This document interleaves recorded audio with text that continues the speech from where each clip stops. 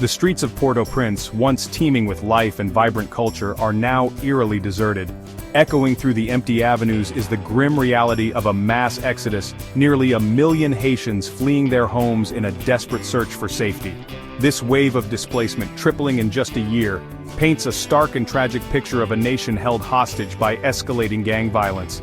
Children, comprising half of those displaced, bear the brunt of this crisis, robbed of their homes, education, and a future free from fear.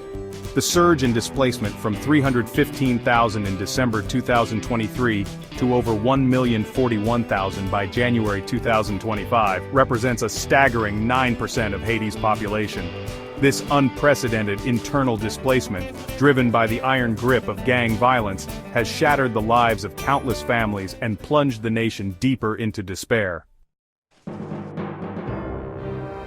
As gangs tighten their grip on Port-au-Prince, essential services like healthcare and education have crumbled. Hospitals, once beacons of hope, now stand deserted, transformed into chilling symbols of a collapsing system. The Fontaine Hospital in Cité Soleil, once a lifeline for the community, is now a ghost town, its closure a testament to the reign of terror inflicted by armed gangs. Schools too have fallen victim to the escalating violence, their gates shuttered, classrooms abandoned. The Bel Air Community School, once a place of learning and laughter, stands as a solemn reminder of the lost opportunities for Haiti's youth. The very foundations of a functioning society, healthcare and education, are being systematically dismantled, leaving citizens vulnerable and deprived.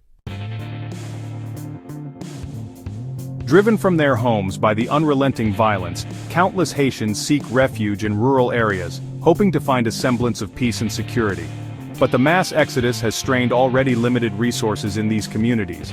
Overcrowded shelters lack basic necessities, and the threat of violence, while less acute than in Port-au-Prince, casts a long shadow.